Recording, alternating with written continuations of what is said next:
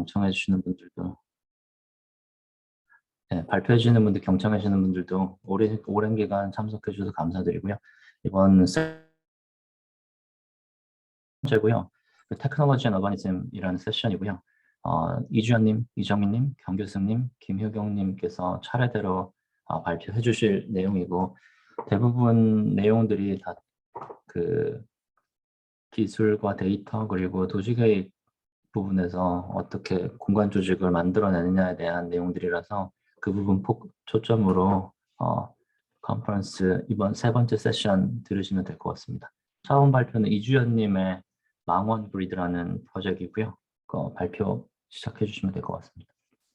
그 전에 혹시 동일 선생님, 아까도 그렇고 잠깐씩 마이크가 끊기는 상황이 조금씩 보였거든요. 그래서 혹시 가능하시면 그 핸드폰으로 네네. 소리를 들어오시고 해주시면 좋을 것 같습니다. 네, 제가 지금 발표 시작하시면 그 사이에 들어가겠습니다.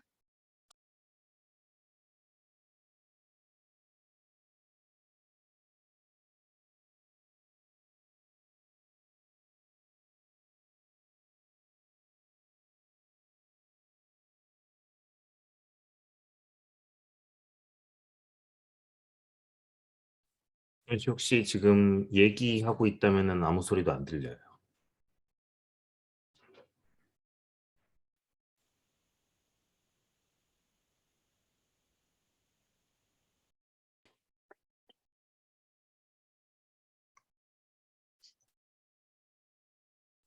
근데 계속 아무 소리도 안 들려요.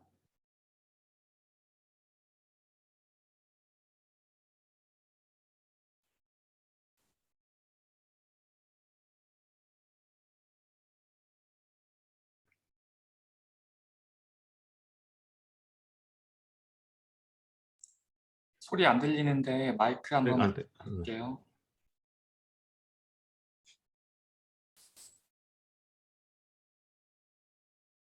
혹시 지금 말씀하고 계시는데 안 들리는 거면 채팅창에다가 피드백 좀 주실 수 있으신가요?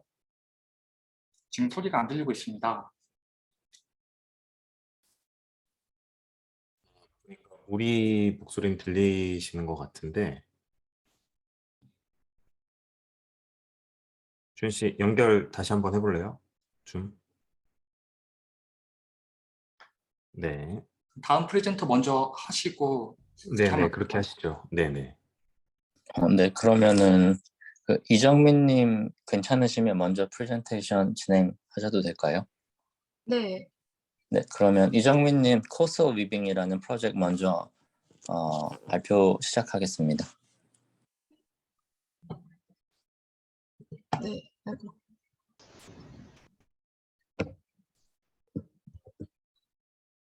네, 안녕하세요. 저는 LA에 있는 USC에서 건축학부 5학년을 다니고 있는 이정민입니다. 오늘 발표할 프로젝트는 코스터 위빙이라는 프로젝트이고요. 4학년 당시에 해수면 상승 완화를 위한 디자인 스튜디오에서 진행했던 프로젝트입니다. 코스터 위빙이라는 제목은 프로젝트를 통해서 밀려나는 해안선을 엮고 메꾼다는 뜻입니다. 프로젝트 위치는 거프 오브 타일랜드 타이만 끝자락에 있는 해수면 상승에 크게 위협받고 있는 사무프라칸이라는 지역인데요.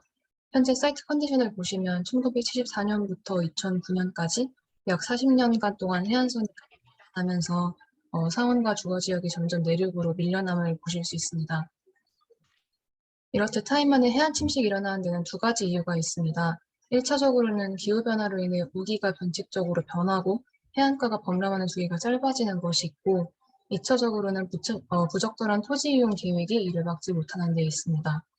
1980년대부터 이 타이만 지역의 맹그로브숲 커버지를 보게 되면은 급속도로 떨어지고 있는 것을 볼 수 있는데 이것은 일대의 새우농장 부지를 늘리기 위해서 대대적으로 벌목을 시행하였기 때문입니다. 맹그로브 숲이 사라지는 곳은 해안 침식과 밀접한 관련이 있습니다. 맹그로브의 뿌리가 침전물을 컬렉트하는 역할을 하면서 자연적인 방파제 역할을 해왔기 때문인데요. 현지에서도 맹그로브 숲을 되돌리기 위한 노력을 하고 있지만 현재의 방법은 성공률이 낮다고 합니다. 맹그로브 묘목은 조류에 민감하고 인접한 맹그로브끼리 뿌리를 엮으면서 자리를 잡기 때문에 사진에서 보여지는 개별적인 플랜팅은 충분한 서포트를 주지 못할 수 있기 때문입니다. 따라서 이 나무들이 자리를 잡기 위해서는 묘목들이 네트워크를 구성할 수 있도록 배치하는 방법이 추가적으로 필요하다고 느꼈고, 현재의 방법을 보완하고자 나무들을 심는 시스템을 제안하게 되었습니다. 일반적으로 맹그로브 나무를 4피트 간격으로 심었을 때 14개월이면 인접한 개체들과 뿌리를 엮기 시작한다고 합니다. 계속 엮여나가는 형태의 모듈로 지지대 역할을 하는 그런 그리드 필드를 만들어서 묘목들이 조류에 휩쓸리지 않으면서 안정적으로 자리를 잡게 하는 것이 목표였고요. 형태는 모듈이 연속성 있게 뻗어나가면서 맹그로브 성장에 좀 적합한 그런 다공성 표면을 만들 수 있도록 태국의 전통 라탄 위빙을 스터디하면서 만들었습니다. 이 모듈을 실제로 제작하기 위한 과정을 생각해 봤는데요. 내륙에 있는 대나무 농장에서 재료를 채취하고 그것을 패브리케이션 팩토리로 보내서 모듈 피스를 만들고 이 과정에서 부가적으로 생산되는 서더스트와 파이버를 이용해서 비료 컨테이너를 만듭니다. 동시에 프로젝트 내에서 재배되는 맹그로브 묘목들을 옮겨서 이 컨테이너에 심고 이것을 그리드 모듈에 배치하는 방법을 생각했습니다. 이 맹그로브 그리드를 기반으로 해서 공간을 만드는 방법으로는 그리드 위에 이런 스틸트 구조를 지어서 프로그래머블 스페이스를 만들고 그 위에 좀 노텍하면서도 효과적인 지붕 시스템을 적용해서 선라이트를 조절하고 빗물을 모을 수 있는 구조를 만들어 보았습니다. 사실 이 당시 스튜디오가 좀 어떻게 보면 루럴 얼바니즘에 대한 부분이 컸었기 때문에 최대한 현지 유저들에게 너무 낯설지 않고 좀 탄주블한 디자인을 하려고 했는데요. 동시에 뒤에 이야기할 컴퓨테이셔널한 방법들을 적용해보고 싶었기 때문에 그 부분이 좀 챌린징했던 것 같습니다. 앞서 말한 14개월 타임프레임을 기준으로 맹그로브를 심는 과정을 반복해서 진행하였을 때 장기적으로는 이러한 모습으로 숲이 복원될 것을 예상했습니다. 프로젝트의 부분적인 에리어 뷰를 보게 되면 이런 식으로 벌목된 토지와 해안선을 메꾸는 형태로 프로젝트가 자리 잡는 모습을 볼 수 있고요. 아까의 그 베이스 그리드 모듈로 돌아가서 이를 효과적으로 배치하기 위한 방법에 대해 고민해 보았습니다. 연속적으로 뻗어나가는 형태를 만들기 위해서 field driven aggregation을 사용하게 되었고, 모듈 A와 B에 각각 베이스 지오메트리를 부여를 하고 서로 인터로킹 하면서 자라날 수 있도록 그래스퍼 스크립트를 만들어 보았습니다.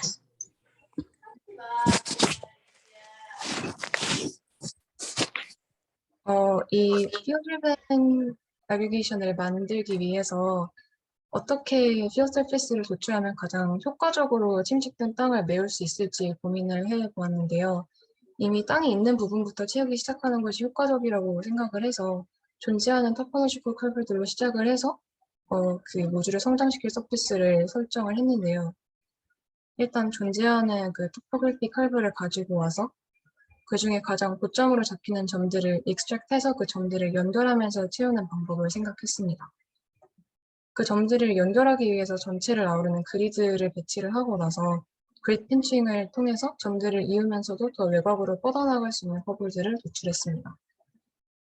조금 더 자연스러운 그로스 형태를 만들기 위해서 그리드를 미빙하였고 거기서 중요하게 오버랩 된다고 생각되는 커브들을 추출해서 면을 만들었습니다.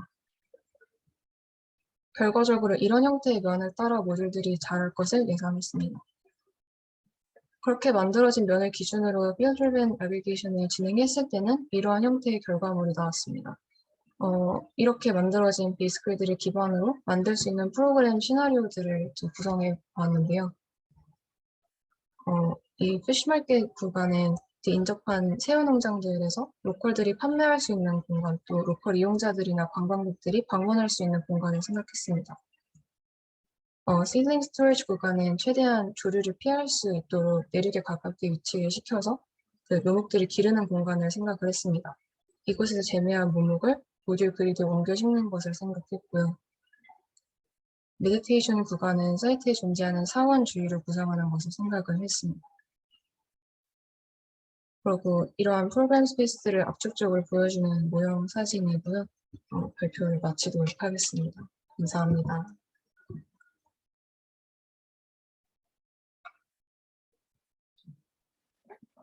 네, 발표 잘 들었고요. 그 다음으로 아까 첫 번째 이주연님 다시 연결되셨나요?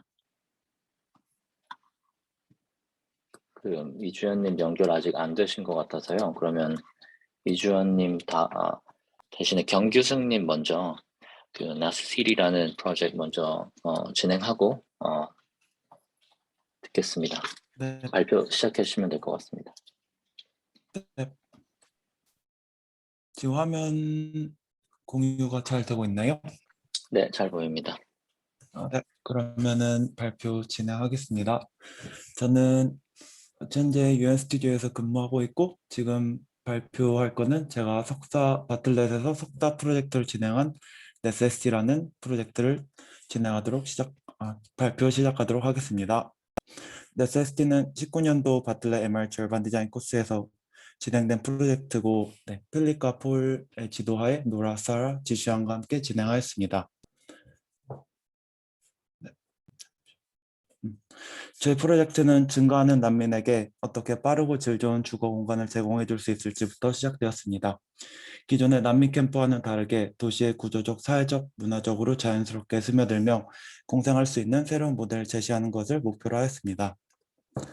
스스로 퍼져나가는 패턴 중의 하나인 DLA에서 영감을 받아서 위에서 언급했던 주거 문제를 해결하는 것을 고안하였습니다. DLA는 전기 자극 또는 광물 퇴적증 등을 통해서 나타나며 주변 입자를 통해 퍼지는 것이 특징입니다. 그러면 프로젝트 배경 이론 먼저 설명드리도록 하겠습니다. 사이트는 조사된 데이터에 따라 터키 이스탄불로 결정되었습니다. 매년 많은 난민들이 유럽으로 진출하기 위해 터키를 거쳐가기 때문에 난민 문제가 심각한 도시 중에 하나이기 때문이었습니다. 주거 문제를 해결한다는 것은 주거 공간을 포함한 여러 필수적인 에너지들을 함께 제공해 주어야 한다는 것을 의미합니다. 그렇기 때문에 인간 한 명이 소비하는 최선의 물, 전기 에너지, 식량 등의 데이터를 조사했습니다. 네세시티는 거주민에게 필수적인 에너지 및 거주 공간인 네세시티를 제공하는 도시라는 의미를 갖고 있고 안드레아 브란지의 No Stop City의 이론을 바탕으로 진행되었습니다. 인간은 그 어느 때보다 전기 플러그에 따라서 행동 반경이 제한되고 있지만 진보된 기술은 도시의 탈중앙화를 가능하게 할 수 있다는 이론입니다. 이에 따라 전기 플러그에 자유롭게 플러그인 또는 플러그 아웃 할 수 있는 것과 같이 자유롭게 조립될 수 있는 가변적인 모델을 고안하였습니다. 거주민에게 필요한 에너지를 적절히 공급하기 위해서 코어를 중심으로 탈중앙화된 네트워크를 계획하는 것을 목표로 하였습니다. 코어에서 주변 주거 유닛으로 에너지를 공급해주기 때문에 근접한 코어끼리 효율적으로 연결해주면서도 위계 있는 네트워크를 찾아야 했습니다. 그 결과 오른쪽 아래에 보시는 각 시드의 최단거리를 연결해주는 스탠더드 트리 네트워크가 가장 적절하다고 판단되었습니다. 그리고 기존의 난민 캠프와 같은 고립되고 낙후된 모델에서 벗어나 기존 도시에 어떻게 공생하며 연결될 수 있는지에 대한 고민을 하였고 그 결과 각 블럭을 따르는 가상의 그리드를 만들어 그 위에서 연결될 수 있도록 하였습니다. 이 과정에서 K-means 클러스터를 이용하여 각 블럭을 그룹핑하였고 그 안에서 가장 적절한 그리드의 방향을 찾은 후 15도의 배수로 옵티마이즈 하였습니다. 지금부터는 컴퓨테이션을 이용한 디자인 과정에 대해서 말씀드리도록 하겠습니다. 디자인은 네트워크 분석, 사이트 분석, 도시 그리드 분석, 그리고 주요 거점 위치 설정 및 설계 자동화를 통한 최적화된 모델 생성, 마지막으로 퍼포먼스 분석 과정 순으로 진행되었습니다. 본 프로젝트는 주거, 브릿지, 공공 총 3개의 레이어로 구성되어 있습니다. 각 레이어별로 어떻게 디자인하였는지 설명드리도록 하겠습니다. 먼저 주거 레이어입니다. 주거 레이어는 크게 동선 그리고 주거를 담당하는 클러스터 두 부분으로 나누어져 있습니다. 각 부분은 공장에서 생산되어 배달할 수 있는 사이즈로 분해될 수 있습니다. 각 요소들은 현장에서 쉽게 조립될 수 있도록 계획하였습니다. 앞서 보여드린 요소들을 일련의 규칙들을 이용하여 DLA와 같이 자동으로 퍼져나갈 수 있도록 하는 것을 목표하였습니다. 저기 GIF 보시면 저렇게 자동으로 퍼져나가는 것을 목표로 진행하였습니다. 컴포넌트들을 어떠한 규칙으로 어떻게 조합하여야 하는지가 본 프로젝트의 가장 중요한 연구 과제였습니다. 보시다시피 아무런 규칙을 주지 않으면 무작위의 형태를 가진 결과물이 나오기 때문에 어떤 방식으로 결합되어야 하는지 많은 테스트를 하였습니다. 그뿐만 아니라 여러 각도의 그리드가 겹쳐질 때 어떻게 자연스럽게 합쳐질 수 있는지 역시 시험하였습니다. 본 프로젝트는 도시각 블록의 그리드를 베이스로 퍼져나가는 컨셉을 갖고 있기 때문에 그리드 안에서 어떻게 컨트롤할 수 있는지가 가장 중요한 포인트였습니다. 위 실험들을 토대로 각 컴포넌트들 간의 결합 방법에 대한 규칙을 다음 차트와 같이 설정할 수 있었습니다. 앞서 설정한 로직을 바탕으로 동성화 클러스터 간의 비율을 조합하여 컴페어를 컨트롤하는 시험을 진행하였습니다. 컴페어는 도시의 밀도를 결정할 수 있으며 밀도는 도시의 인구, 생활환경 등을 결정할 수 있기 때문에 프로젝트에서 중요하게 다뤄진 파라미터였습니다. 컴페어뿐만 아니라 용적률, 복사에너지, 동선과 클러스터의 비율과 같이 총 4개의 요소를 통해 주거 레이어를 컨트롤하였습니다. 본 프로젝트에 가장 적합한 조합 모델을 찾기 위하여 많은 모델을 생성하였고 이를 통해서 수직 및 적합한 수치를 찾을 수 있었습니다. 각 조합 모델은 동선 유닛과 거주 유닛의 비율로 컨트롤되었고 이에 따라 용적률 및 건폐율이 결정되며 이는 태양광 발전량과 일련의 결과가 있음을 알게 되었습니다. 위의 조건에 적합한 조합의 비율은 5대3으로 판단하였기 때문에 5대3의 비율 내에서 또한 많은 모델을 생성한 후에 다시 다른 3가지 조건을 충족하는 형태를 찾는 방법으로 프로젝트를 진행하였습니다. 앞서 진행한 시뮬레이션을 토대로 조건에 가장 적합하게 해당하는 결과를 보여주었던 모델입니다. 이 과정을 통하여 선정된 결과물들 안에 코어를 균등하게 분배하여 접근성을 높이고자 했습니다. 케미스 커스틀링을 다시 이용해서 각 클러스터를 그룹핑해서 코어를 배치하는 실험을 진행하였습니다. 한 개의 코어당 5개의 클러스터가 적절하다는 판단하에 다음과 같은 파라미터를 넣었습니다. 이 실험들을 토대로 가장 적절한 형태를 가졌다고 판단되는 샘플의 모습을 담은 페이지이고요. 그리고 이 앞서 발표드린 내용들이 어떻게 자동화가 되어서 DLA와 같이 퍼져나갈 수 있는지 애니메이션으로 확인할 수 있습니다. 다음은 공공 레이어에 대해서 설명드리겠습니다. 공공 레이어는 많은 인원이 이용하기 때문에 거주 레이보다 넓게 조합되고 더 넓은 공간을 생성하도록 계획되었습니다. 다음은 자동으로 생성된 공간이 모두 연결되어 사람들이 접근할 수 있는지를 시뮬레이션하는 과정을 담은 영상입니다. 영상을 보시면 뻗어나가는 선들을 통해서 모든 부분이 잘 연결되어 있음을 아실 수 있습니다. 공공 레이어는 용도 설정을 위해서 렉탱글 패킹의 로직을 이용하였습니다. 렉탱글 패킹이란 일정한 면적 안에서 주어진 크기들을 자동으로 배치하여 채워주는 알고리즘이며 이를 통해 넓은 공간 안에서 내부 공간의 밀도를 조절할 수 있었습니다.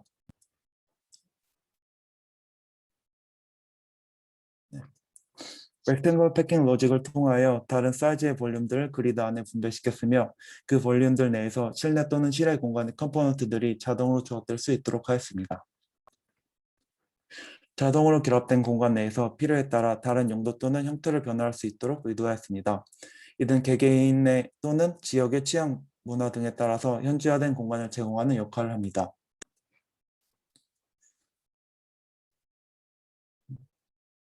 실험을 통해서 만들어진 공공 레이어의 결과물입니다. 공공 레이어 역시 그리드의 방향을 따라서 뻗어나가고 그림과 같이 바다로 퍼져나갈 수 있도록 계획하였습니다.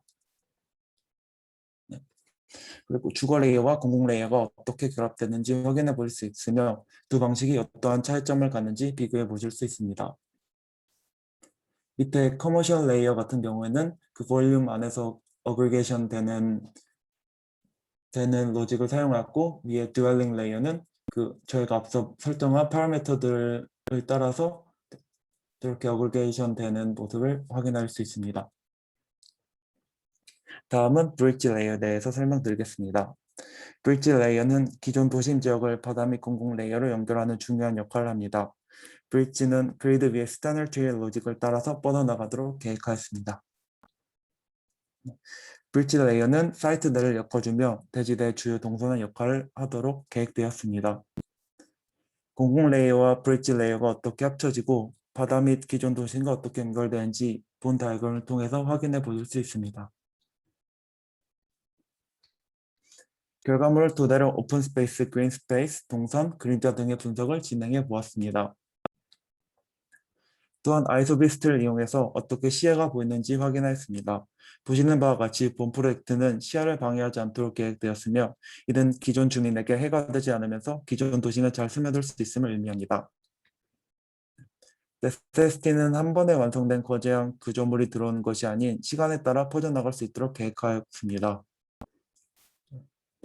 이 모습은 20년 후에 12,000명에서 23,000명을 수용 가능한 크기로 발전된 모습을 표현한 배치도입니다. 그리고 Aerial View입니다. 다음은 렌더 이미지들을 보여드리도록 하겠습니다. 공공 레이어와 브릿지 레이어, 공공 레이어와 브릿지 레이어, 그리고 주거 레이어가 어떻게 다른 형상을 하고 있는지 확인해 볼 수 있습니다. 공공 레이어가 어떻게 사용되는지를 표현한 이미지이고, 이 모습도 역시 공공 레이어에 초점을 맞춘 렌더입니다. 이 모습은 기존 이스탄불 도심에서 바다를 향해서 본 모습입니다. 이외에도 아직 시간상 설명드리지 못한 도시 위계 커뮤니티 구조, 사용성, 리빙 유닛 등 그런 부분들이 많은데 해당 내용은 유튜브나 이슈나 아니면 비프로쇼에서 확인해 보실 수 있으시고 궁금하신 점은 개인 메일로 연락 주시면 제가 답변 드리도록 하겠습니다. 감사합니다.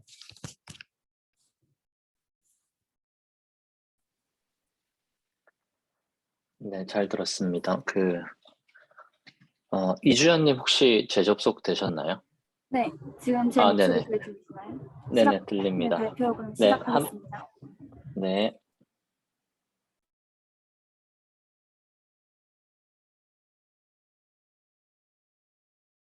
네, 안녕하세요. 저는 지금 홍익대학교 4학년 건축학과에 재학 중인 이주연이라고.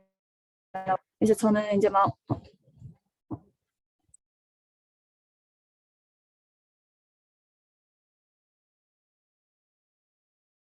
저는 그래서 이제 망원 릴레이션이라는 그런 프로젝트를 진행하게 되었습니다. 네, 그래서 일단 이주연님, 제 목소리 들리시나요? 끊기신 것 네, 같아요. 여전히 많이 끊기는데. 네, 목소리가 잘 안 들리고 그러는데 혹시 가능하시면 핸드폰으로 한번 접속해 보시겠어요? 소리만? 네. 네, 알겠습니다. 그러면 제가 네. 네. 알겠습니다. 화면은 지금 하시는 걸로 공유하시고 그 휴대폰으로 목소리만 마이크 중복되지 않게 연결하면 될 것 같아요.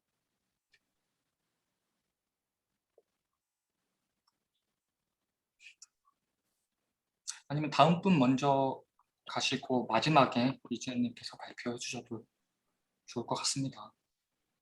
네, 알겠습니다. 그럼 이주연님 준비하실 동안 그 마지막 김효경님 Transformative Cohesion 관련된 프로젝트 먼저 듣고 다시 이주연님 프로젝트로 돌아가겠습니다. 네, 안녕하세요. Transformative Cohesion은 RMIT 메이저 프로젝트이며 이는 한 학기 동안 진행되는 논문 프로젝트입니다. 간단히 저에 대해서 이야기하자면 경희대 산업디자인 시드니 본과대학에서 건축학사와 RMIT에서 건축 석사를 졸업하였으며 현재 RMIT Tectonic Formation Lab 롤랜드 스눅스 지도 교수님 아래에서 보잉 리서치 얼라이언스 스컬러십으로 2월경에 박사 연구를 시작할 예정이며 카본 파이버와 로보틱 프린팅 그리고 하이 레솔루션 건축으로 토픽을 정하여 연구할 계획입니다. 이번 프로젝트는 다양한 셀프 오거나이징 그리고 자율 알고리즘을 디지털 패브리케이션과 결합하는 설계 프로세스를 사용하여 제너러티브 방법론을 탐구합니다. 바텀업 그리고 모포지네시스 디자인, 형태 발생 설계론 개념으로 기반으로 정교한 텍토닉을 사용하며 건축 토폴로지의 본질을 찾아 발전시킵니다. 이러한 연구는 일부 및 전체 범위에서 공생 및 non-linear 비선형적 관계를 생성하는 형태 발생 컴퓨테이셔널 프로세스 개념을 가져옴으로써 건축 양식 생성을 발전시킵니다. 이 프로젝트는 후디니, 그라스호퍼, 라이노를 사용하였으며 코드 언어는 후디니의 언어인 백스와 C샵이며 비주얼라이제이션은 후디니의 레드시프트로 진행되었습니다. 프레임워크는 전통적인 토폴로지 구조의 가치를 의문을 제기하는 건축물을 형성합니다. 이 구조는 컴퓨테이셔널 접근 방식과 로봇을 통해 모포지네시스를 구체화합니다. 본 연구는 우리가 가능하다고 알고 있는 타이폴로지컬 디자인의 경계를 확장할 수 있습니다. 모포지네릭 이머전스, 형태 발생 생성과 모포다이내믹, 형태 역학의 연구 목표는 상호작용을 통한 반응적이고 변형적이며 코이시브를 가지고 있는 건축을 제안합니다. 이 프로젝트의 시스템은 발전 과정을 탐구할 때 다음과 같은 건축적인 규모로 구형합니다. Strange Object, 텍토닉과 프로세서의 시험 장소 및 형태, Architectural Chunk, 구조 구성 요소들 즉 타이폴로지들의 융합, The Grounded Architecture, 뉴욕 구겐하임 미술관 확장 사이트 및 프로그램입니다. 이 세 가지 스케일은 구조적인 측면에서 동등하며 그것은 모두 방법론을 디자인하고 연구합니다. 이번 연구의 선행 자료들은 90년대와 2000년대 왕성히 활동하셨던 지오스 딜루스, 매뉴엘 데 란다 카우추 그리고 그렉 린에서 나왔으며 이들은 모포지네시스, 모포다이내믹의 프로세스의 개념을 형상화하고 있습니다. 이것을 통하여 정교한 텍토닉을 사용하고 건축 토폴로지의 본질을 찾아 발전시켜 일부 및 전체 범위에서 공생 및 비선형적 관계를 생성하였습니다. 본 프로젝트는 시간 기반 형식과 트랜스포머티브 그로스 중심을 두어 기존 형식으로서 포착이 불가능한 알고리즘 프로세스의 이머전스 텍토닉에 대해 탐구를 보여주고 강조합니다. 연구 목적을 실현하기 위하여 애니메이션 순서를 형성하고 다이버전트 액츄얼라이제이션을 달성하기 위한 더 상위의 복합적인 위계를 생성하는 디테일한 시각화를 사용합니다. 마지막으로 3D 로보틱 프린팅 방식 중 하나인 와이어 액 애디티브 매뉴팩처링을 사용하여 현실화시키는 방법론을 채택하였습니다. 디자인 서피스의 형태 형성과 글로벌 특성을 위하여 다양한 알고리즘을 사용하여 전체적인 축의 형태와 메쉬의 수정을 형성하였습니다. 이들은 각각 자체 조직화를 형성하며 다양한 스케일로 인하여 형태를 연구하였습니다. 다양한 형태 알고리즘 중 베이스로 선택한 시스템은 디퍼런셜 그로스라는 시스템입니다. 물체가 가지고 성장하고 진화하여 상향식 출현 접근법을 따릅니다. 이 알고리즘에는 8가지 비헤이비어를 만들어 간단한 규칙들을 통하여 목표 지향적인 행동과 글로벌 규모에 맺히는 에이전트들과의 상호작용을 추구하고 있습니다. 하이 레졸루션의 건축은 군집 알고리즘으로 구축하였습니다. 로컬적 규모 내에서는 분산되고 개인이 전체가 된다는 개념으로 이는 정렬, 응집, 분리의 3가지 행동으로 나뉘어 있습니다. 이 중 음집이라는 개념을 사용하여 연결성, 구조, 강도, 그리고 전체와의 부분의 관계성을 초점을 두어 연구를 진행하였습니다. 이 초기 실험은 각각 글로벌과 로컬 특성에만 초점을 두어 진행되었으며 이 특성들은 추후 통합될 예정입니다. 이 형태들의 특성들은 프로젝트의 방향을 설정하여 중요한 지표로 사용됩니다. 이러한 특성들은 합쳐진 글로벌과 로컬에서 더욱 부각됩니다. 동적 시스템들은 상호 연결성, 반복성, 자기 유사성, 자기 조직성, 그리고 디테일과 전체의 연관성을 보여주며 하이퍼 디테일의 격자와 같은 형태를 생성시킵니다. 이 스트레인지 오브젝트 카테고리의 객체들은 로컬 규모에서는 비등차적이지만 글로벌 규모에서는 동차적인 형태를 만드는 기준으로 설정됩니다. 토폴로지컬 형태는 엣지, 오목한 형태, 나무와 같은 디테일들을 형성하고 있으며 첫 번째 줄은 조금 정돈된 형태들을 표현하여 아랫줄은 높은 수준의 질서를 표현하였습니다. 이 청크들은 그 물체들이 건축물이 될 수 있는 가능성에 대한 연구입니다. 건축 요소, 즉 타이폴로지의 관계성과 가능성을 보여줍니다. 단순한 슬라브화 구조가 아닌 하나의 형태로 인한 질서를 표현하고 있습니다. 슬라브의 가장자리 조건은 유틸리티를 극대화하기 위한 슬라브와 천청을 구분하였습니다.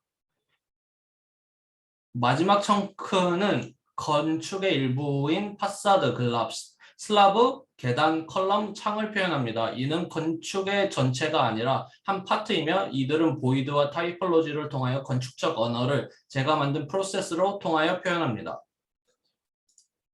이 프로세스의 성공은 전통적인 슬라브, 파사드, 컬럼, 계단, 경계를 허물어 나가 하나의 구조체를 만드는 걸로 기초하였으며 하단에 있는 단면은 이들이 어떻게 세부적으로 연관되어 있는지를 보여줍니다. 이것들은 디테일 샷 중 하나입니다. 뉴욕에 있는 사이트를 선정하였습니다. 뉴욕은 모든 신기술이 접하고 있는 현장 중 하나이며 구겐하임을 클라이언트로 잡아 옆에 위치함으로써 그들이 펀딩을 주도하게 만들어 연구 소장품을 위한 현대박물관으로 프로그램을 선정하였습니다. 입구는 구겐하임 옆에 위치시켜 기존 건물과 연결된 서큘레이션을 유지하여 익스피리언스를 연장시킵니다. 공간적 특성으로 다른 마이크로와 매크로 스케일을 통하여 이용자의 호기심을 유발합니다. 형태의 발견과 파이버러스 특성을 가지며 공간적 형태, 조건에 따라 다양하게 발견됩니다. 이는 여전히 매크로 단계에서 설계 프로세스를 따르며 폴리스케일러 방식을 서로 상호작용하고 사이트와 연결합니다. 공간의 엉듈레이션이 계단, 창, 파사드, 가구 등 전통적 유형론의 경계를 허무는지 보여줍니다. 이는 동질적이지만 마이크로 디테일들이 다양성을 첨부하여 흥미롭게 변질시킵니다. 두 번째 이미지도 첫 번째 이미지와 마찬가지지만 추가로 코어의 빛을 통하여 퍼포레이션을 강조시켰습니다. 이 애니메이션은 일반적인 단면으로는 표현이 불가능한 디테일들을 표현하고 있으며 스킨과 인테리어의 관계성을 표현하고 있습니다. 현재 가장 많이 사용되는 3D 프린팅 기술 중 하나인 FDM 프린팅이지만 가장 큰 단점은 가로 방향에서 깨지기 쉽기 때문에 인쇄할 수 있는 각도에 따라서 출력 가능한 형태들이 제한적이게 됩니다. 하지만 WEM 프린팅, Wire Arc Additive Manufacturing에서는 재료를 알루미늄이나 타이타늄 같은 금속 조제를 사용한 FDM의 번영 방법입니다. 이론적으로는 용접 공정을 사용하기에 오버행도 가능하게 됩니다. 이건 조리스 라만 랩과 MX3D의 예시이며 아쉽게도 제 프로젝트는 멜번에 1년 이상의 락다운과 코로나 때문에 출력이 불가능하였으나 최대한 디지털 파일과 패브리케이션 그리고 디테일 다이어그램으로 대체하였습니다. 파일 출력 준비 단계로는 재질, 캘리브레이션, 형태, 디포메이션, 패널라이제이션, 그리고 구조조사, 마지막으로 출력 전 단계의 G코드 생성 및 슬라이싱입니다. 로봇의 구조는 일반적인 플라스틱, PLA나 콘크리트 출력과는 매우 다르지만 가장 중요시 여기는 건 바로 이 베드 위에 있는 턴테이블입니다. 닷 출력 방식은 형태와 평행하게만 출력을 할 수 있기 때문에 베드를 360도를 돌려 모든 형태를 출력할 수 있게 만듭니다. Fabrication Diagram, 상단행은 형성된 형태를 최적화하게 하기 위한 구조 분석을 나타내며 하단행은 출력을 위한 각도 분석과 평탄도 면적의 클러스터링을 보여주고 있습니다. 이 디테일은 시스템이 어떻게 만들어지는지 보여줍니다. 알루미늄은 WEM과 콜드 스프레이의 방식으로 인쇄가 되며 내부에 출력된 파트는 건축의 사용을 위한 웨더프루핑 레이어를 위한 FDM 프린트 인쇄가 있습니다.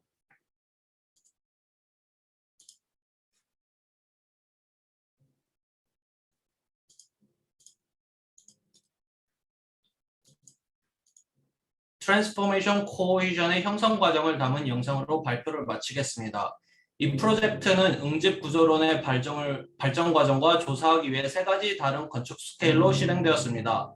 뉴욕에 위치한 건축 일부인 청크, 그리고 조형물입니다. 이 프레임워크는 전통적인 건축의 가치를 의문을 제기하며 아키텍처를 형성하기 위해 진행되었으며 컴퓨테이셔널 접근론과 로보틱 패브리케이션을 통하여 형태 출현을 강조시킵니다. 이는 매우 실험적인 단계이며 유형학 설계에서 가능하다고 알고 있던 경계를 넓힙니다. 모포지네틱의 이머전트와 모포다이내믹의 오서십을 가치로 사용하여 반응적이고 변형적인 그리고 응집력 있는 건축을 제안합니다.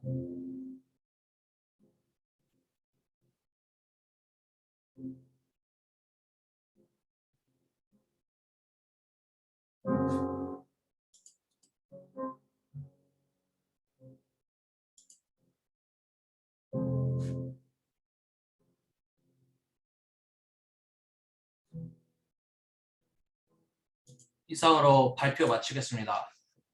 감사합니다.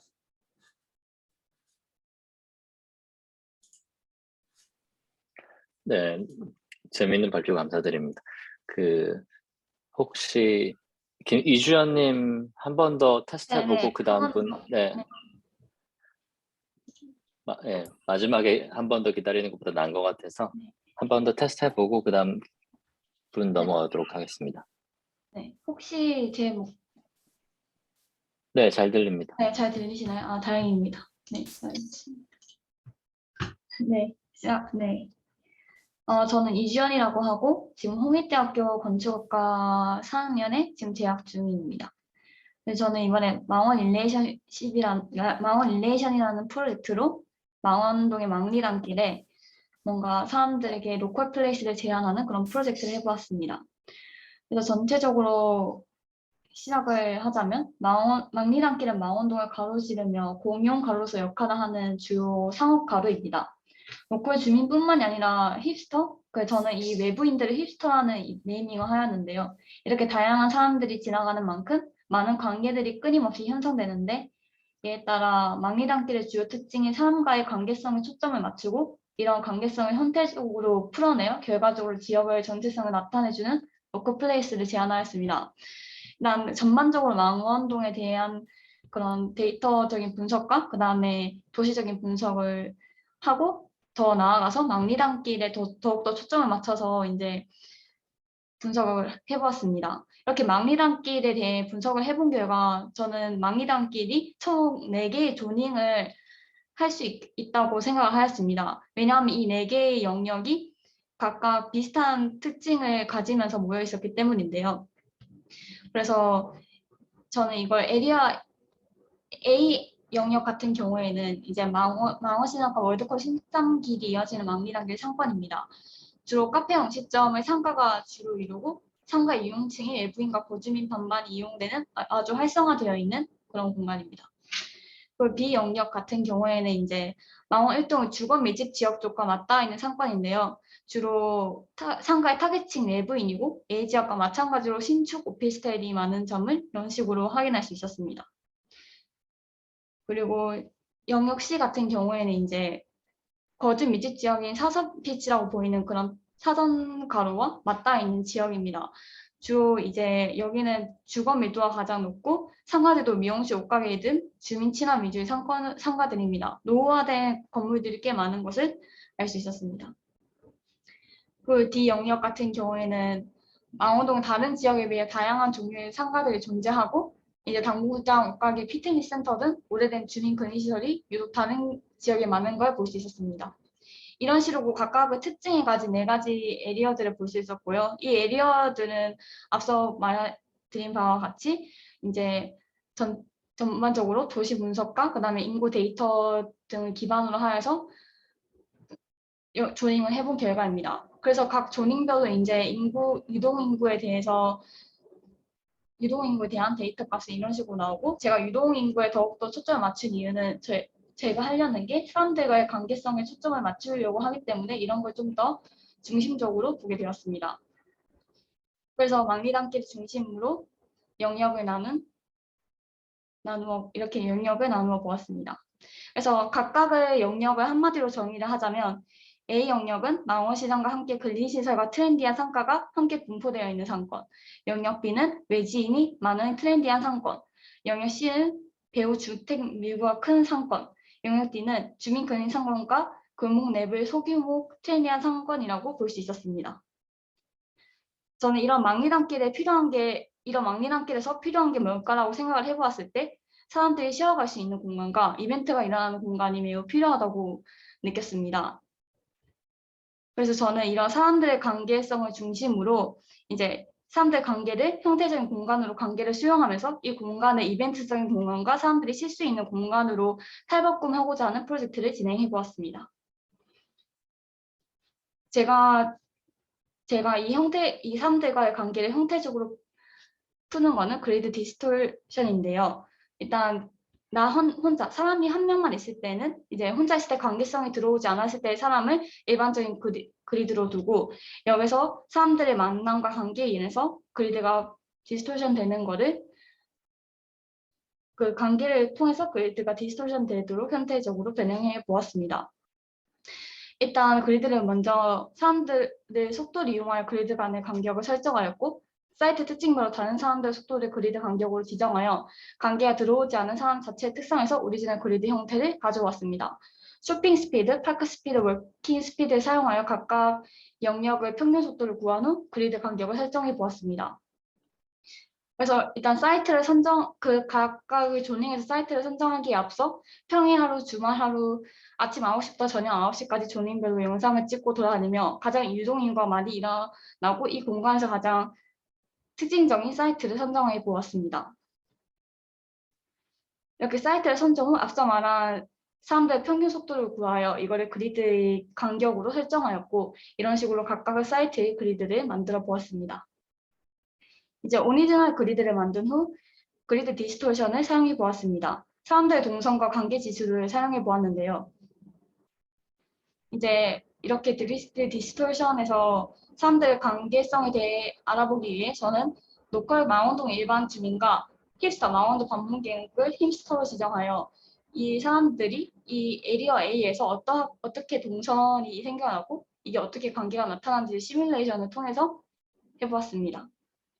그래서 이런 식으로 각각의 제가 데이터 분석한 결과, 앞서 도시 데이터 분석한 결과와 제가 직접 가면서 체크해 나가면서 이제 망원동 사람들이 이제 힙스터와 외지인이 가장 많이 머무는 곳과 아니면 그리고 들리는 곳 그런 것들을 일일이 설정하여서 다음과 같이 스팟과 레지던스 스토어를 두고 시뮬레이션을 돌려보았습니다.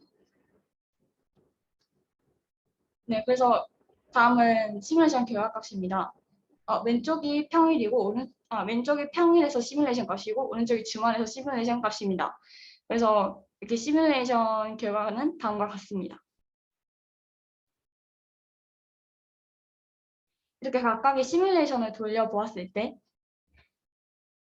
그 시뮬레이션에서 그 각각의 동선들이 만나면서 일어나는 관계들을 이제 동선이 겹치는 부분과 그런 관계들을 더욱더 세밀하게 분석을 해보았습니다. 그래서 이러한 그 크로싱 포인트들을 찾아보고 이 크로싱 포인트들의 디스턴스와 덴시티, 카운트 값들을 사용해서 릴레이션이 가장 활발하게 일어나는 스팟을 알아본 다음 크로싱 포인트 데이터 값을 통해서 릴레이션 펄스 수치와 반영을 알아내고 그리드에 적용하는 방안을 해보았습니다. 그래서 A 영역만 봤을 때 이런 식으로 그리드 디스토션 하는 것을 이런 식으로 그리드를 변형시켜 보았습니다. 그래서 일단 첫 번째는 그리드의 보이드를 뚫어서 동선과 결합을 분리를 시켜보았고 두 번째는 그리드를 합치고 나서 동선의 결합과 분리를 시켜보았고 세 번째는 그리드를 비틀어서 동선의 결합과 분리를 시켜보았습니다. 하지만 이 첫 번째 같은 경우에는 그 보이드를 뚫는 거의 기준이 저도 아직 명확하게 생기지 않아서 Alt2와 Alt3를 집중적으로 좀 더 분석을 해보았는데요. 그래서 이런 식으로 그 리벳 도메인 값, 그러니까 그 스트렝스 값을 다르게 두어서 이렇게 Alt2에서도 이렇게 동선이 나뉘는 정도를 주었습니다. Alt3 같은 경우에는 점으로 이제 핀치된 값들인데 이것도 레디어스 값을 스트렝스 값으로 하여서 그리드 변형을 주었습니다. Alt3 같은 경우에는 앞서 말한 이런 영역 핀치 값들이 에리어 A와 에리어 B에서는 활용 공간이 늘어났지만 에리어 C와 에리어 D에서는 쓸 수 있는 활용 공간이 적기 때문에 좀 더 활용 공간을 늘리고자 하는 방안으로 영역을 핀치할 그리드 디스토션을 쓰는 방향을 생각하였습니다. 그래서 이것도 각각의 스트렝스에 따라 다음과 같이 나왔습니다. 그래서 결과적으로 나온 모든 그리드 디스토션은 Alt 값입니다. 그래서 여기서 색깔을 칠한 부분이 결국 제가 선정한 에리어에서 그리드 디스토션 프레임인데요. 사람들의 동선을 변형함과 동시에 공간으로서 역할을 할 수 있도록 유효 공간의 면적이 가장 많이 나오는 알트를 선정하였습니다. 그래서 다음과 같습니다. 다음은 이제 각각의 공간에 이런 프레임이 들어갔을 때의 모습이고, 그래서 에리어 A를 중심적으로 좀 더 건물화를 해보았는데요. 그래서 건물화를 이런 식으로 해보았습니다. 그래서 월과 슬래브를 만들고, 스테어를 만들고, 스트럭처를 만들고, 레싱화를 이렇게 진행해 보았습니다. 그렇게 해서 이런 식으로 그 사람들의 동선에 따라 관계가 일어나는 그런 곳에 이런 식으로 스페이싱을 해보고, 이런 식으로 공간을 만들어 보았습니다. 이상입니다.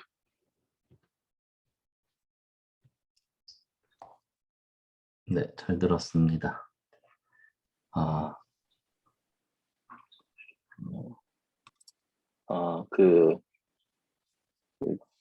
지금 마지막 최종으로 강재현님과 유정민님이 아그리필리아라는 프로젝트로 이제 마지막 발표해 주시고 디스커션 넘어가도록 하겠습니다. 준비되셨나요, 강재현님? 네, 잘 들리시나요? 예, 화면 공유가 지금 안 돼 있으니 화면 공유를 먼저 해주셔야 될 것 같아요.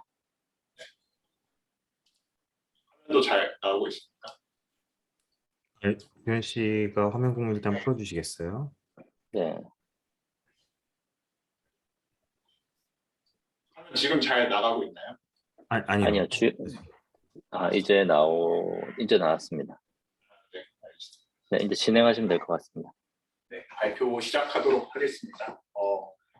저희는 이제 처음 발표자는 강재현, 그리고 후반 발표자 유정민 분이고, 저희는 국민대학교 4학년에 재학 중이며, 저희 오늘 발표하는 프로젝트는 저희가 4학년 1학기 때 컨퍼런스 멤버이신 이규환 소장님 지도하에 했었던 프로젝트입니다.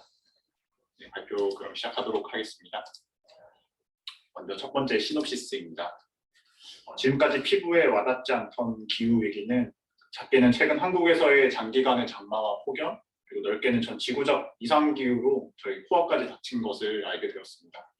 탄소 중립이라는 지구적 약속은 정치와 경제, 강력한 규제와 제한을 보이고 있으며, 또 수익 창출을 위한 기업 활동에서도 환경평가는 더 이상 무시할 수 없게 되었습니다. 돈, 자재, 노동력 등 건축을 지어질 수 있게 하는 것들이 CO2의 발생을 줄이는 방향을 선택함에 따라 앞으로의 건축 역시 같은 방향으로 나아갈 것이라고 생각했었습니다. 도심 내에서의 탄소 배출에 있어 CO2 발생의 많은 양을 차지하는 것은 운송 차량으로 도심의 먹거리를 해결하기 위해 농가에서부터 수백 킬로의 거리를 달려오고 있습니다. 택배 물동량의 29%는 식품군이 차지하고 있으며, 만약 농촌에서의 생산과 도심에서의 소비가 로컬에서 동시에 일어나게 된다면 29%에 해당하는 탄소 발생률을 감소할 수 있게 된다고 저희는 판단했습니다. 작물 재배 공간을 도심 내로 끌어들여 도심에서의 생산과 소비가 같이 이루어지도록 하기 위해 저희는 세 가지 요소들의 데이터들을 고려하여 디자인 단계로 넘어가고자 하였습니다. 기존 건물의 사용 주체로 인식되던 사람뿐만이 아니라 앞으로 들어오게 될 식물, 작물에 대한 공간 데이터, 작물 재배를 잘 할 수 있도록 도와줄 수 있는 오브젝트들, 그리고 도시 법규가 만들어내는 빌딩의 바운더리와 그것들을 최적화하는 단계였습니다. 먼저 저희는 다양한 기준들로서 작물들의 데이터를 분류하고,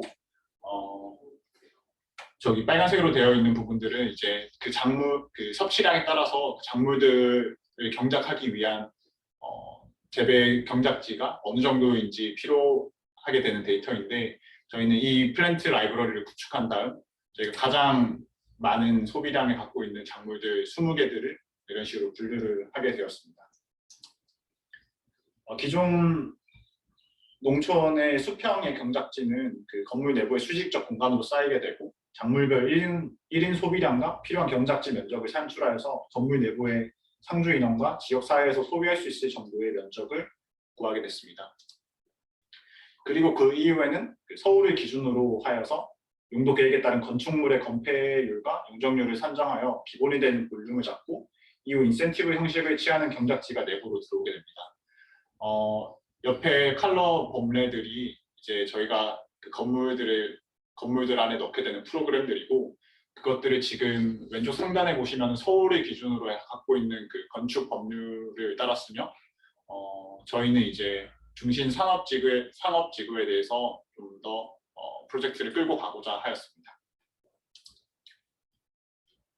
그렇게 이제 식물들을 건물 안으로 들어오게 하는 프로그램들을 배치를 하게 되면은 그 식물들이 더 잘 자랄 수 있도록 그 일사량이라든지 그런 것들을 고려하여서 레디에이션 스코어가 가장 높은 것들을 최적화하는 작업으로서 그 오른쪽에 있는 작업을 진행하게 되었습니다. 여기서부터 이제 제가 발표를 이어나가도록 하겠습니다.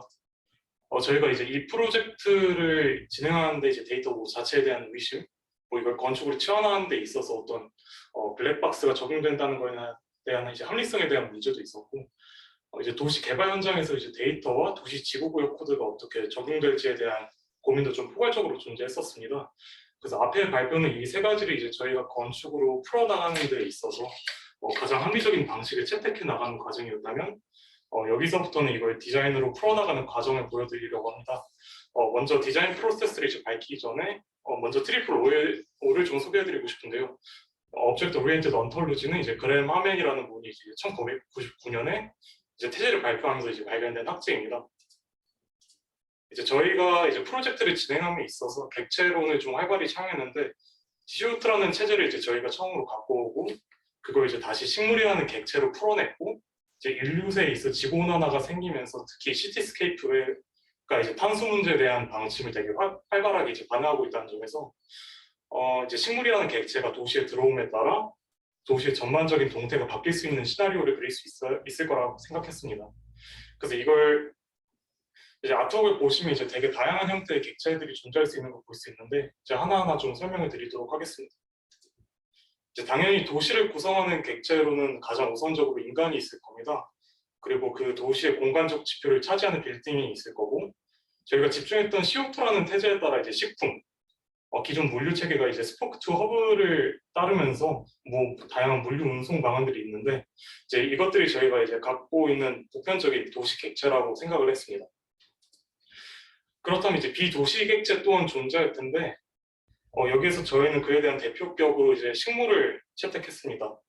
특히 저희가 CO2를 절감하기 위한 방안으로 물류를 줄일 수 있는 솔루션을 채택한 만큼 식물이 도시 안으로 들어왔을 때 기존 물류 체계가 바뀌면서 도시 전체가 바뀌는 그런 어바니즘 시나리오를 그렸는데, 저희는 그 객체를 포용하기 위한, 저장하기 위한 새로운 디자인이 이제 필요해질 걸 상상하면서 프로그램들을 구축해 나갔습니다.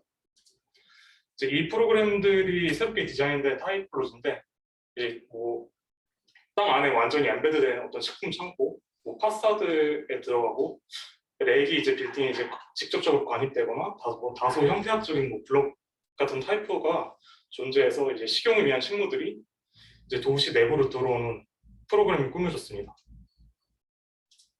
이제 그래서 이런 그린 스페이스가 디자인되었는데, 이제 데이터와 디자인 안에 내재되어 있는 블랙박스를 객체를 통해 해결한다는 점에서 객체를 위한 디자인을 하고, 이게 다시 이제 인간에게 어떤 기대 효용을 발현하는지를 좀 생각해볼 필요가 요소가 있었습니다. 그리고 이제 이건 나중에 말씀드릴 텐데, 이를 보자기면 당연히 보조적 타이폴로지가 있었습니다. 설비적인 부분들이 타입보드를 차지하게 됐고, 흔히 저희가 농업에서 볼 수 있는 산업들이 도시에서 들어오는 타이폴로지들을 그려줬습니다. 그에 따라 저희가 디자인해준 타입보드의 모습이고요.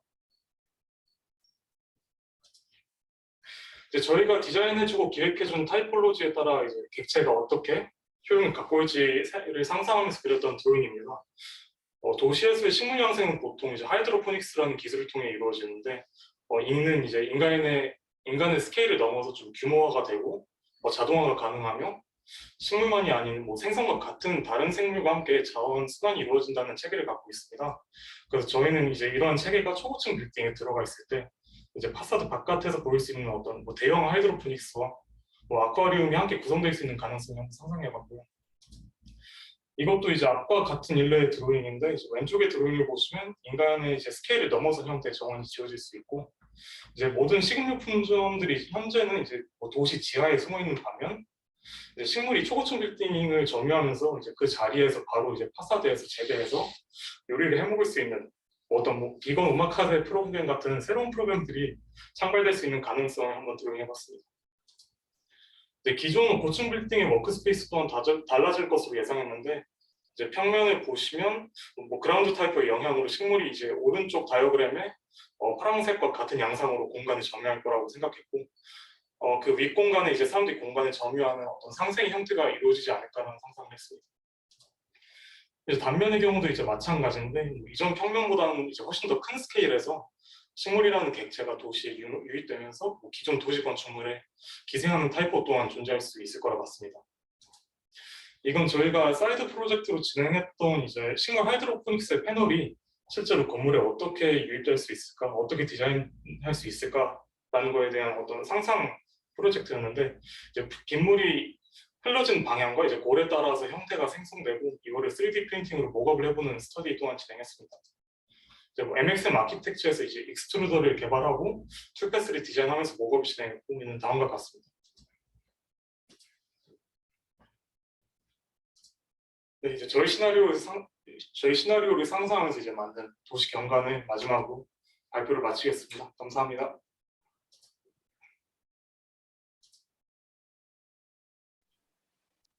네, 마지막 세션에서 너무 흥미로운 프로젝트들 많이 소개해 주셔서 정말 재밌게 봤고요. 혹시 다른 분들 질문 있으신 분들은 저기 채팅창에 올려주시면 그 순번대로 질문하신 분들 호명해 드리겠습니다. 그 전에 질문 오시는 분 전에 제가 먼저 그냥 브리핑 못 들으시는 분도 있으실 것 같아서 브리프를 간단히 해드리면 기본적으로는 테크놀로지 앤 얼바니즘과 관련한 세션인데 전반적으로는 너무 흥미로운 얘기들이 많았고 순차적으로 간략하게 설명드리면 이정민님 같은 경우는 그 디자인 방법론 그 전반적인 프로세스라기보다는 일부의 디자인 방법론으로 컴퓨테이셔널 디자인을 했는데 뭐 그런 부분에 있어서 그 지금 holistically 컴퓨테이셔널 디자인을 뭐 굳이 사용하지 않더라도 충분히 그냥 우리가 흔히 보던 건축 프로젝트의 컴퓨테이셔널 디자인이 어떻게 활용될 수 있는지에 대한 가능성을 보여준 것 같고요. 그리고 두 번째 그 경규승님 네이스 시스템 같은 경우에는 초반 디자인부터 뭐 성장 조직 그리고 성능 분석 등등 해서 제가 느끼기에는 그 약간 종합 선물 세트 같은 내용으로 전반적인 그 티어리 생성부터 그 모폴로지 그리고 최종의 그 뭐 성장 방향까지 이렇게 보여주는 흥미로운 프로젝트였고, 그리고 김우경님 같은 경우에는 유사한 프로세스인데 전전 두 분과 제가 느끼기에는 크게 다르지 않은 건축 프로세스라고 하지만 그 모포로지컬 디자인부터 그 메이킹 시스템까지 정말 매력적이게 프로젝트를 잘 설명해 주신 것 같아요. 그래서 뭐 서로 뭐 크로스 레퍼런싱 하면서 충분히 디스커션이 흥미롭게 많이 일어날 것 같고요. 그리고 이주연님 같은 경우도 초반에 되게 건축적으로 분석적으로 잘 전달을 했고, 그리고 분석이 되게 면밀해서 후에 뭐 스페이스 신텍스나 그러니까 공간 신텍스로 그 디벨롭 될 때 되게 좋았는데, 좀 아쉬운 점이라고 하면 저 구축 과정이 저희 흔히 보는 건축 디자인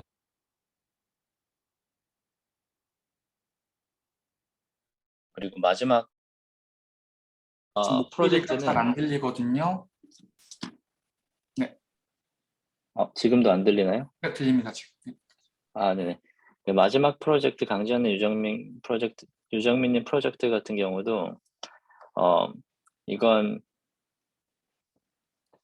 스토리 전체가 너무 흥미로운 전개 구성이었고, 제가 느낀 건 그 컴퓨테이셔널 디자인 관련된 내용들도 많았지만 건축 프로젝트 자체로서도 그 레프레젠테이션이나 그 이게 얼핏 보면 약간 사이파이 너블이 아니라 진짜 소설 같은 실제로 있을 법한 프로젝트 같은 내용으로 초반에 내용을 많이 얘기해 주셨고 후에 후에 보면 이렇게 상상할 수도 있겠구나 하는 그 비저너리한 그 모습들도 많이 보여줘서 되게 흥미롭게 봤었던 프로젝트 같습니다. 일단 다른 분들 혹시 질문 있으시면 알려주시고요. 아직까지 올라오신 분 없으면 네, 경규승님 네, 질문하셔도 좋을 것 같습니다. 네, 저 혹시 호경님께 질문하고 싶은데 혹시 그 스페이스를 만드는 과정에서 그런 공간에 대한 파라미터를 넣어서 진행을 하실 수가 있나요? 예를 들면은 뭐 프로그램 어떤 게 이러한 면적이 어떤 게 필요한데 그거를 파라미터로 넣고 그런 몰핑을 할 수가 있는 건지 궁금합니다. 네, 질문 감사합니다. 아직까지는 제가 코드를 그렇게 짜놓지를 않아가지고 프로그램을 정확하게 딱 나눠버려서 이렇게까지 완성을 시킨다까지는 아직은 부족은 한데, 왜냐면 현재 제가 이 프로젝트를 진행한 건 3개월밖에 안 돼가지고 시간도 없었고, 그러고 프로세스 전반을 아예 만들어야 했기 때문에 아예 딱 완성된 건축을 표현은 할 수가 없었어요. 그런데 제가 시간을 가지고 조금 더 공부를 하고 조금 더 프로젝트를 진행을 하면서 조금 더 디테일적인 공간과 건축을 만들 수 있다면 어떻게 해서든 해볼 수는 있지 않을까라는 생각입니다. 왜냐하면 지금까지 계속 코드를 바꿔가면서 뭐 슬래브의 리미테이션이라든지 뭐 계단이라든지 기타 등등 이런 거를 만들 수가 있기 때문에 프로그램도 어떤 파라미터가 되던 어떻게 해서는 넣으면 되지 않을까요? 네, 감사합니다. 만약에 뭐 성공하신다면은 온라인에 꼭 포스트해서 공유해 주세요. 네, 감사합니다. 감사합니다. 제가 또- 그 정리한 거 좀 피드백을 좀 개인적으로 제가 할 수 있는 선에서 말씀을 드리도록 하겠습니다. 우선 약간 이게 우리가 이제 컴퓨테이션 디자인 하면 여러 가지 있죠. 뭐 컴퓨테이셔널 이코노믹스, 컴퓨테이셔널 뭐 파이낸스. 결국 말씀드렸듯이 컴퓨테이셔널한 그러니까 컴퓨팅 할 수 있는 어떤 방법론들과 생각하는 방법들을 가져와가지고 디자인에 적용을 한다는 게 이제 기본적인 우리의 생각이죠, 그죠? 그러면 무엇을 컴퓨팅 한다고 했을 경우에는 결국에는 이제 컴퓨팅 가능한 건 숫자이기 때문에 결국 데이터로 이제 우리가 볼 수가 있고요. 그러면은 이런 디자인 단계에서 크게 두 가지 데이터로 볼 수가 있거든요. 첫 번째는 그냥 존재하는 데이터예요. 그냥 있는 데이터. 그렇겠죠? 예를 들면 지금 거의 지금 세 분, 네 분이 거의 도시에 관련된 이야기를 해주셨는데 도시 같은 경우는 우리가 데이터로 리프레젠테이션 할 수 있겠죠. 네. 그리고 또 다른 두 번째 데이터는 뭐냐면은 우리가 뭔가 데이터를 근거해가지고 뭔가 액션을 했을 때 뭔가 판단을 하고 만들었을 때 그 만들어진 거에서 나오는 부산물로 데이터를 또 볼 수가 있겠죠.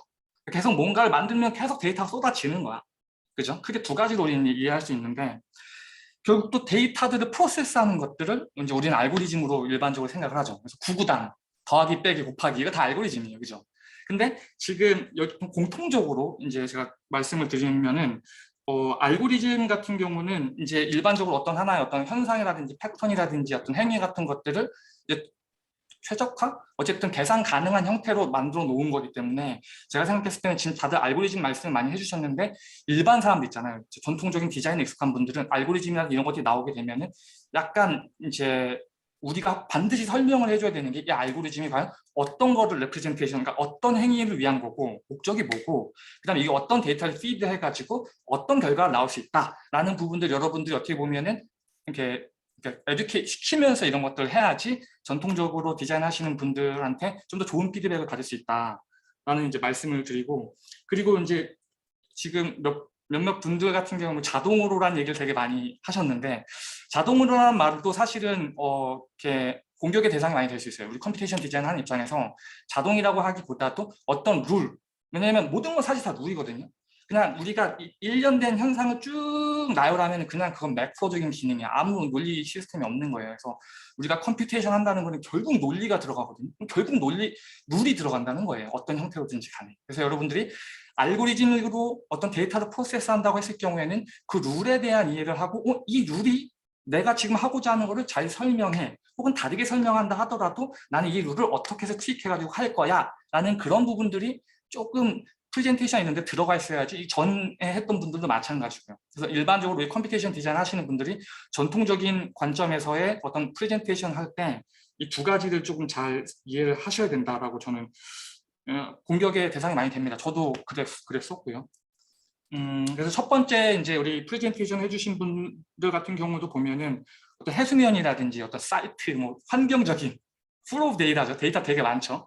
그런 데이터들을 가지고서 동시에 어떤 네트워크라든지 그리드를 만들어 놓고 환경을 만드는 거죠. 그 다음에 이제 아까 말씀드렸던 식물이 들어가죠. 그럼 식물은 어떻게 해도 그 환경에서 계속 자라나겠죠. 그러면 자라면서 또 데이터를 만들겠죠. 그럼 그 데이터는 어떤 사이트라든지 기존 데이터는 또 인터랙션에서 또 다른 데이터를 만들겠죠. 그래서 결국 여러분들은 데이터들을 가이드라인을 해주는 게 어떻게 보면 프로세스로 이제 이해를 하면 좋을 것 같다라고 좀 더 공격 혹은 우리가 이제 뭐 알고리즘을 했어요. 어떤 형태 A에서 B로 확 넘어갈 때 이게 여러분들 우리 말을 그러니까 한국 말을 쓴다 하더라도 A에서 B까지 한 번에 확 올라가면 이걸 도약이라고 그러잖아요. 이렇게. 혹은 다르게 하면 비약, 논리의 비약이 어느 정도 설명이 돼야지 이 알고리즘이 일어나는 거구나. 그래서 그 뒤에 나온 형태들도 어느 정도 우리가 이해를 할 수 있으니까 어떤 그런 부분들. 그래서 결국에는 그 도시라는 환경의 데이터들을 어떻게 이해를 해가지고 나의 디자인 전략과 알고리즘이 그것들을 타서 어떤 아웃풋들을 만들어내고 그 다음에 컴퓨테이션 디자인에서 또 굉장히 중요한 것들은 이따 뒤에서 설명해 드리겠지만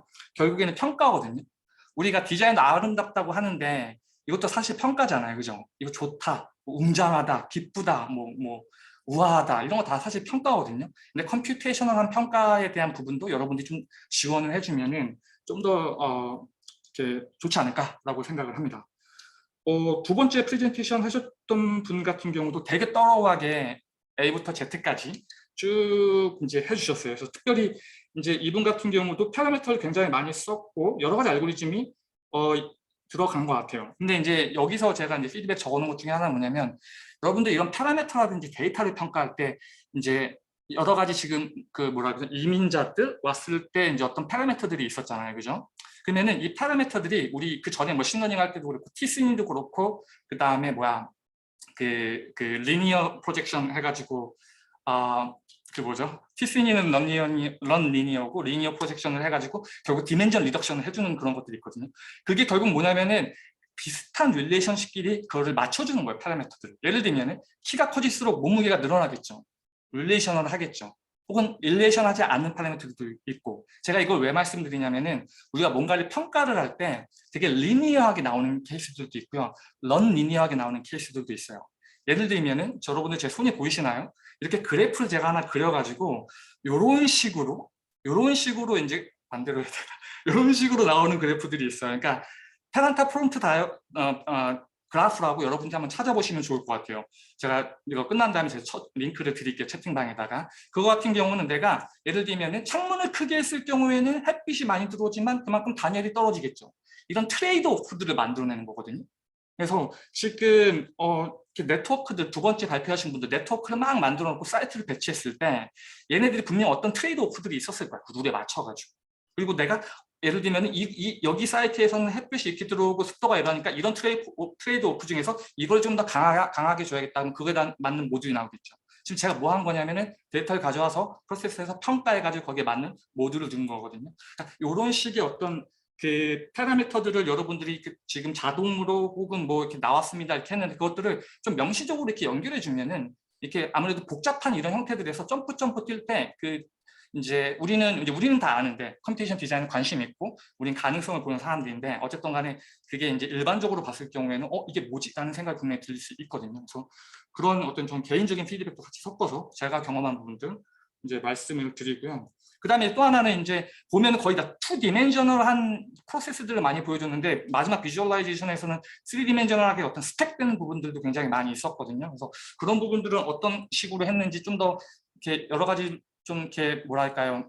건축 같은 경우에는 좀 다들 시작하지만 포인트부터 시작해서 라인으로 시작하고 그 다음에 면이 변하고 그 다음에 어떤 3D 지오메트리가 나오고 지오메트리 다시 또 어그라게이션 되고 이렇게 계속 데이터가 그러니까 계속 발전을 하는데 그런 부분들에 대해서 조금 논리적인 이제 스토리들을 엮어주면 좀 더 좋을 것 같다라는 이제 말씀을 드립니다. 그리고 이제 세 번째 발표해 주신 분 같은 경우는 여기 제가 좀 들으면 헷갈렸거든요. 타이폴로지를 얘기한 건지 중간에 토폴로지를 이야기한 건지. 근데 이 두 개가 좀 달라요, 여러분들.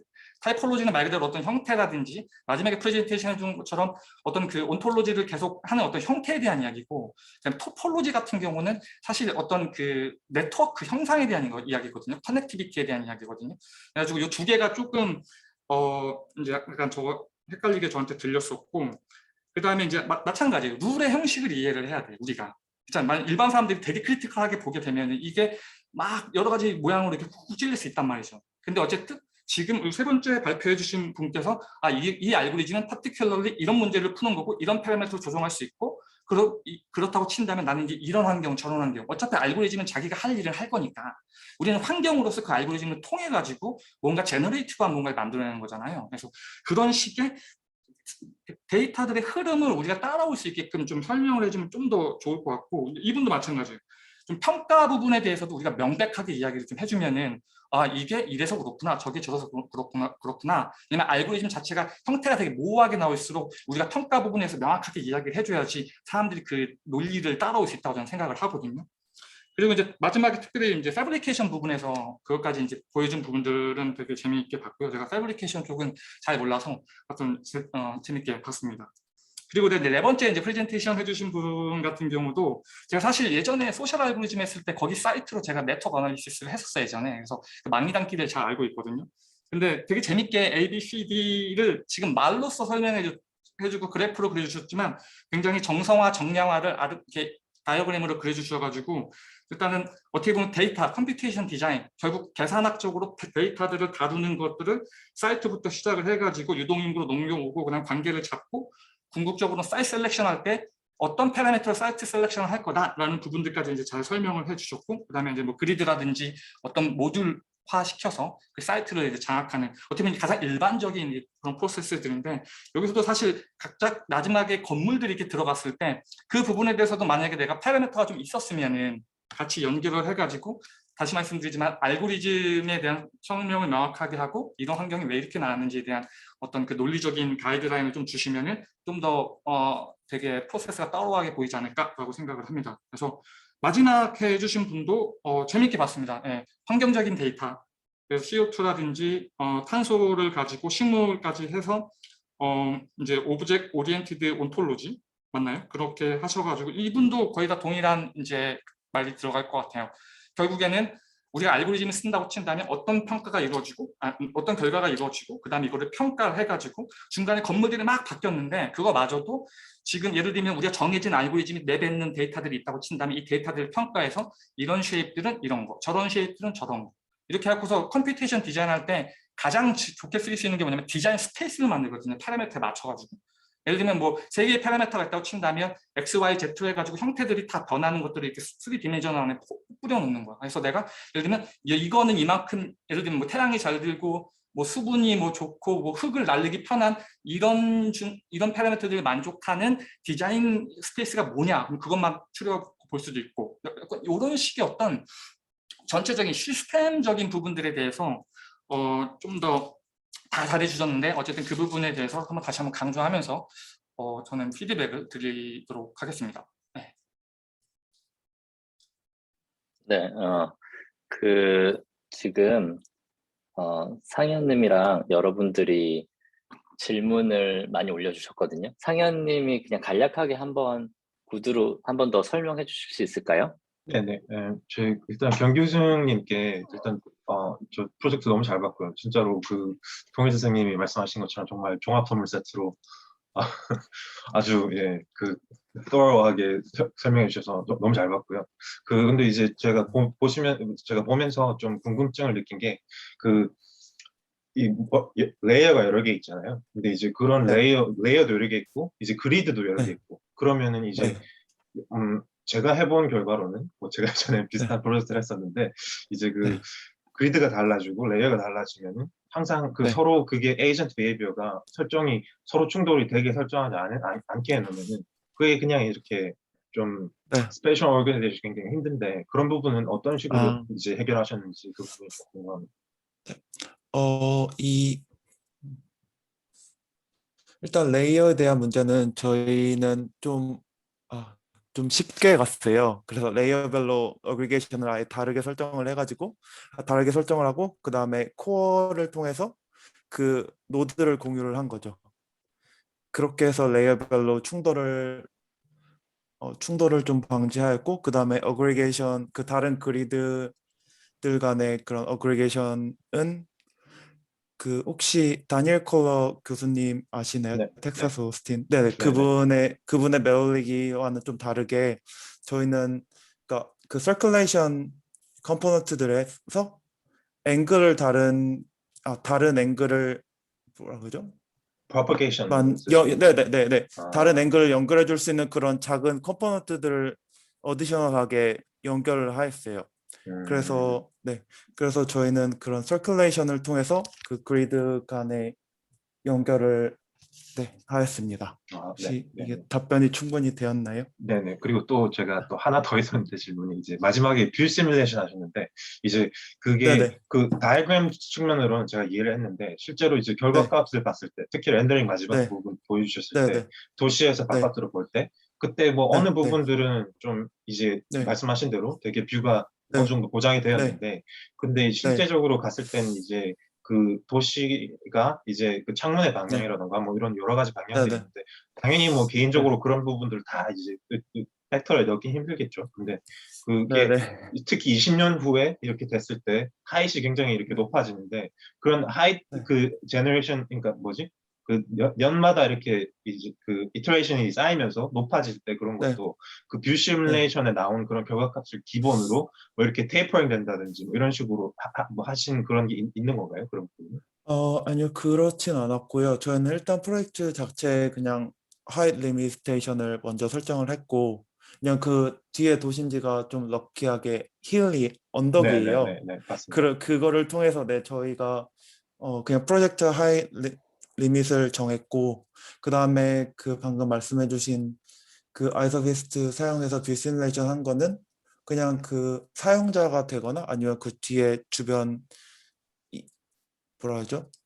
그냥 로컬 퍼슨의 포인트를 잡고서는 거기서 각 위치에서 얼마나 그 구조체를 뚫고 볼 수 있는지를 네, 시험을 한 거라고 보시면 될 것 같습니다. 네, 감사합니다. 네, 감사합니다. 그리고 경규승님도 이제 뭐 유사한 거여서 이게 답변이 됐는지 모르겠네요. 경규승님 그리고 경한님이라고 계시는데 이 부분은 혹시 구두로 설명해 주실 수 있나요? 제가 질문한 거에 대해서 구두로 할 수 네네. 있는 말씀이신가요? 네네. 근데 일단 먼저 그 제가 질문했던 거에 대해서 경규승님께서 그렇다고 답변을 해주셔서 제 궁금증은 풀린 상태고 이제 채팅으로 다른 분들께서 경규승님께 질문하셨던 게 결합 부분에 대해서였던 건데 이제 그 결합이 노드만 공유한 채로 X축 간의 결합이 아니라 Z축으로 결합이 되는 개념인 건가요?라고 제가 질문을 했었고 그렇다고 답변을 해주셔서 저는 이제 의문점이 네. 해소될 것을 알겠습니다. 네, 네. 감사합니다. 그 부분에서 방금 보통 어그리게이션에 관련해서는 지금 2차원으로 어그리게이션 한 건데 처음에 그 DLA로 3차원으로 어그리게이션을 하신 다이어그램도 저도 봤거든요. 그 보여주신 다이어그램으로 하면 저의 경험으로는 사실 아르키메디안 솔리드 중에 뭐 여러 가지가 있겠지만 지금 대부분 2차원으로 어그리게이션 뭐 여러 가지 한계가 있어서 그러셨겠지만 3차원으로 그렇게 어그리게이션 하는 방법도 되게 효과적으로 방금 상현님이나 뭐 다른 분들이 그 메테올로지라는 개념 아에서 증식하는 방법론에 되게 적합하게 많이 사용할 수 있는 방법론이긴 하더라고요. 그래서 나중에 게임 티어리나 우리가 흔히 알고 있는 그리드라는 게 그 매티스 시스템에서 그 XY 90 degree로 하는 게 아니라 그 3차원으로 그 그리드 시스템을 그러니까 매티스 시스템을 만들 수 있으면 뭐 그런 방법으로도 충분히 뭐 여러 가지 방향으로 지금 이렇게 증식하는 어그리게이션 하는 프로젝트들이 가능성이 많다라고 봐요. 혹시 다른 분들 또 의견 있으신가요? 혹시 제가 보충해서 발언권을 얻을 수 있을까요? 네네, 말씀하셔도 될 것 같습니다. 네. 저도 이제 방금 말씀에 동의를 하는 게 이제 보통은 그렇게 엑스트 간의 결합에 어떻게 보면 집착하게 되어서 건축가로서 이제 복잡한 문제를 풀려고 하게 되는데 경규승님이 보여주신 걸 보면서 저런 식으로 이제 어떻게 보면 훨씬 심플하지만 여전히 공간적인 효과는 유지한 채로 해결을 할 수 있구나 그렇게 생각을 했었고요. 그리고 사실 질문이라기보다는 오늘 이런 컨퍼런스라는 기회 덕에 이제 쭉 저 혼자 생각을 했던 게 이게 질문이라기보다는 뭐 어떻게 보면 제가 모두랑 토론을 하고 싶었던 생각이 있었는데 그러니까 사실 저희가 1900년대부터 이제 컴퓨테이셔널 디자인이라는 그런 담론이 생기면서 이제 뭐 가령 AA 같은 경우에는 다양한 시도를 했었고 이제 여러 가지 그런 컴퓨테이셔널 프로세스를 하다가 어느 한 장면을 딱 멈췄을 때의 결과를 그대로 건축에 옮기는 시도를 해왔던 거라고 저는 해석을 했었어요. 그리고 지금 또 그러고 있다고 생각을 하고요. 근데 예를 들면 이주연님 프로젝트 진짜 흥미롭게 잘 봤고 프로세스에서 진짜 저도 영감 많이 받았는데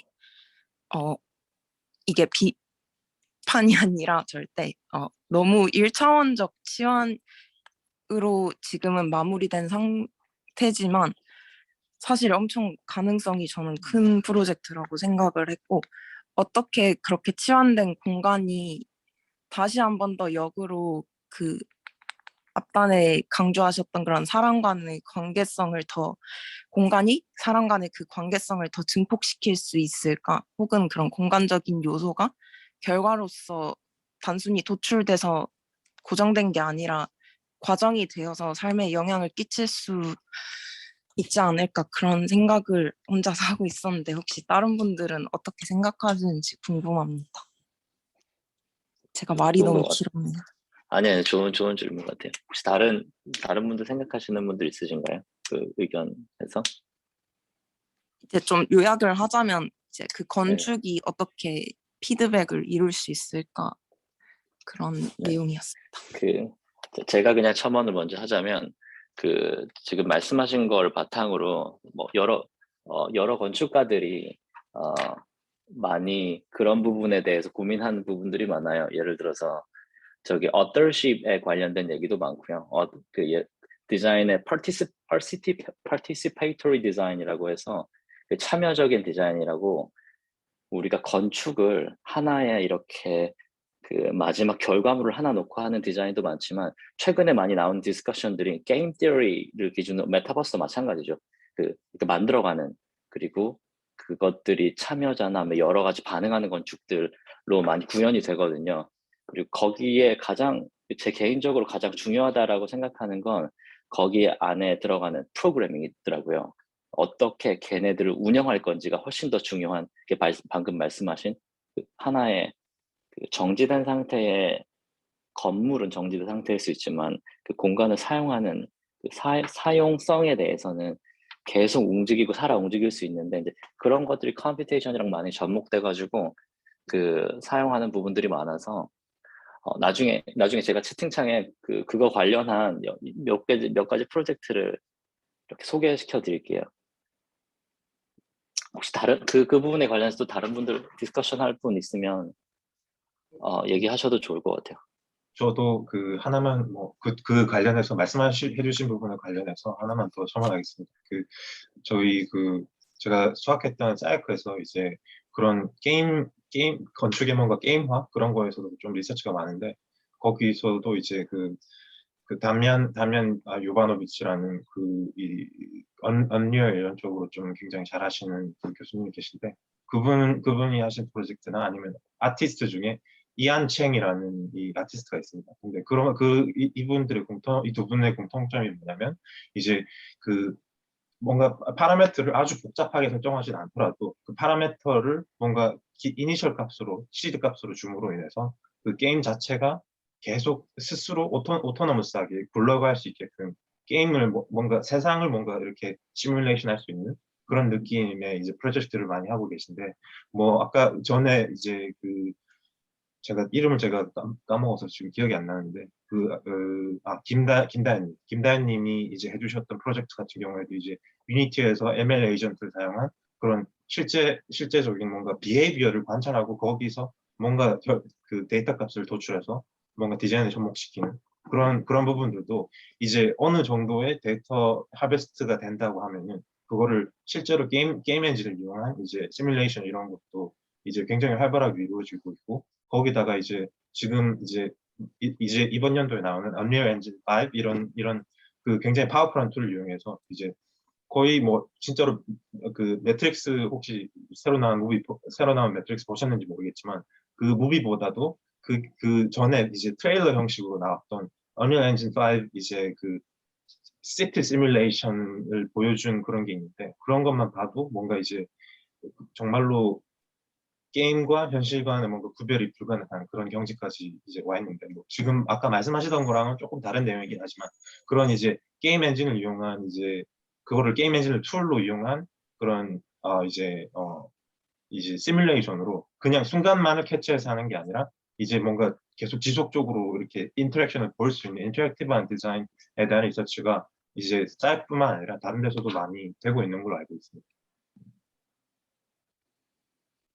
네, 시간 관계상 뭐 혹시 다른 분들